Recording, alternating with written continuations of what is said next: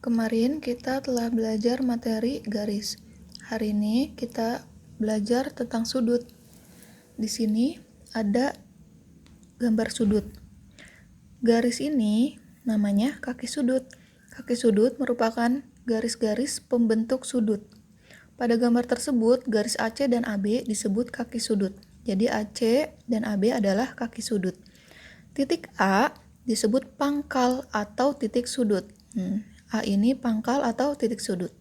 Karena merupakan titik perpotongan atau pertemuan kedua kaki sudut. Daerah yang diarsir disebut daerah sudut dan selanjutnya disebut sudut. Di sini daerah sudut atau disebut juga sudut.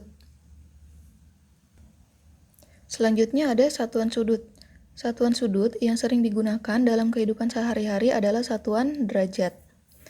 Jadi kayak angka 0 kecil di atas.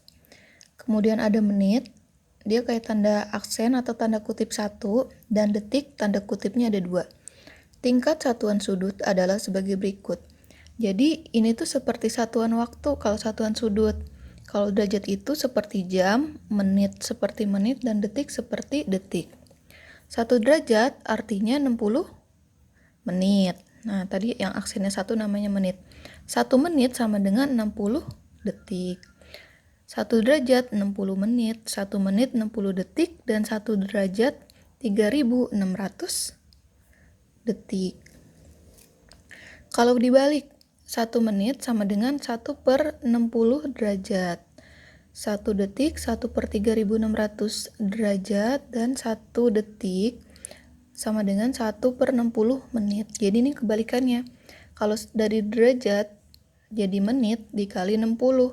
Kalau dibalik dari menit ke derajat dibagi 60. Sudut yang besarnya 20 derajat 17 menit dapat ditulis seperti ini. Dan 75 derajat 5 menit 20 detik ditulisnya seperti ini.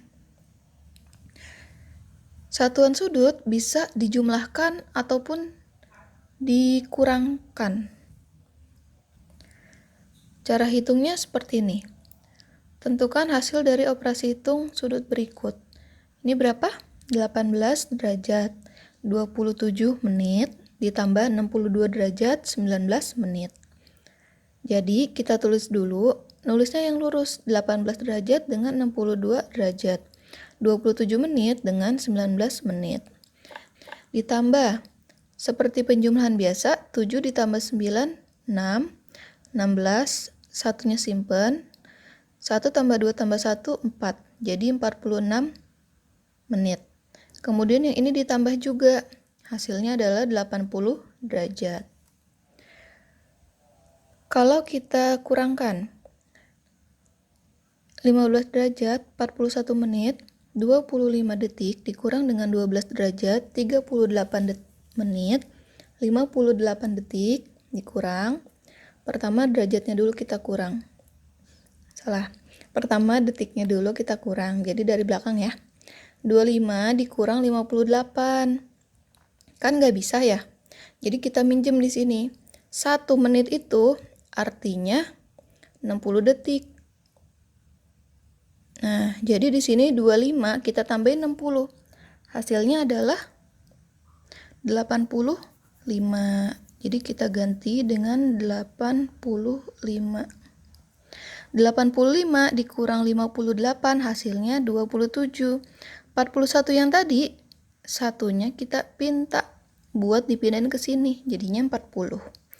40 dikurang 38 adalah 2, kemudian 15 menit, 15 derajat dikurang dengan 12 derajat hasilnya 3 derajat. Hasilnya seperti ini. Jadi kalau tadi di sini nggak bisa dikurang, kita pinjam sama depannya. Dan pinjam 1 itu artinya yang minjem itu ditambahkannya 60. Kalau yang dipinjam itu dikurangnya cuma 1.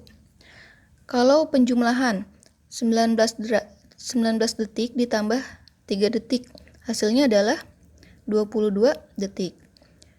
37 menit ditambah 29 menit, hasilnya adalah 66 menit.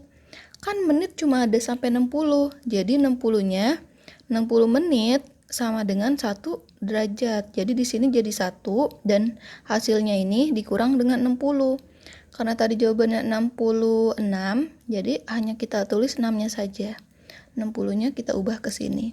Jadinya 1 ditambah 25 ditambah 4 adalah 30 derajat 6 menit 22 detik. Di sini ada 2 gambar garis sejajar kemudian dipotong. Garis sejajarnya L sama M dipotong oleh garis G. Kemudian dibuat A sama B-nya untuk memisahkan yang ada di garis-garis ini. Saya salin di sini biar nanti lebih mudah lihatnya. Yang pertama adalah sudut sehadap. Sudut A sama dengan sudut B. Oh ya, ada angkanya di sini. Sudut A1 sama dengan sudut B1. A1 itu berarti ini kan A yang ini, B yang ini. Jadi kalau A1 berarti yang ini sama dengan B1. Jadi kalau sehadap itu angkanya sama, A1, B1. Dan keterangannya besar sudutnya sama. A1 sama dengan B1, A2 sama dengan B2, A3 sama dengan B3, dan seterusnya. Bisa kita lihat juga, di sini kan sudutnya sudut tumpul ya. Nah, di sini juga tumpul. Kalau sudutnya sama, berarti besarnya juga sama. Selanjutnya ada sudut dalam berseberangan. Contohnya adalah A3 dan B1. A3 berarti yang ini dengan B1. Jadi di sini kan ada di dalam garis. Ada di dalam garis sejajar. Di sini ada A3, ada B1. Dia itu sama-sama di dalam, tapi dia berseberangan, nyebrang garis G kan ke sini. Dan kalau kita perhatikan, A3 itu tumpul kan. Jadi kalau siku-siku seperti ini. Kalau lancip seperti ini, lebih kecil, dan kalau tumpul itu lebih lebar lagi. Di sini A3-nya tumpul, B1-nya juga tumpul, berarti sudah pasti besar sudutnya sama. Jadi kalau dalam berseberangan, besar sudutnya adalah sama. Tadi B3 samanya dengan, salah kan tuh, A3 samanya dengan B1. A4 samanya dengan B2, jadi dia sama-sama di dalam dan berseberangan. Sifatnya itu besar sudutnya sama. Yang kedua, luar berseberangan. Yang mana sih yang ada di luar? Nah, di sini ada A1, A2, B3 dan B4. Semuanya di luar garis sejajar ini. Jadi kayak tadi juga A1 nyebrang samanya dengan B3. Benar nggak? Nah, sudut A1 samanya dengan sudut B3. Sama-sama tumpul juga.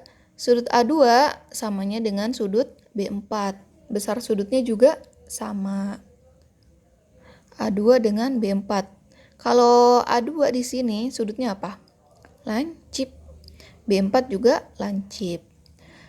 Yang keempat, dalam sepihak. Contohnya sudut A3 di sini dengan B2. Jadi dia sama-sama di dalam, tapi dia sepihak. Kenapa sepihak? Karena dia nggak nyebrang dan dia sampingan sepihak. Jadi A3 samanya dengan B2. Di sini A3-nya itu tumpul, sementara B2-nya apa? Lancip. Berarti mereka itu nggak sama, tapi sifatnya itu jika dijumlah besar sudutnya 180 derajat. Jadi sudut A3 ditambah dengan sudut B2 totalnya 180 derajat. Begitu juga yang sebelahnya, A4 sepihaknya dengan B1. Ada sudut luar sepihak. Jika jumlah besar sudutnya 180 derajat. Nah, sekarang yang luar gantian. A1 sepihaknya sama yang B4.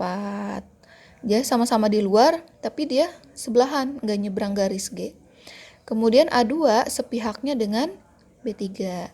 Jadi kalau dalam sepihak dan luar sepihak, sifatnya kalau ditambah atau dijumlah, besar sudutnya 180 derajat. Tapi kalau berseberangan dan sehadap, dia besar sudutnya sama.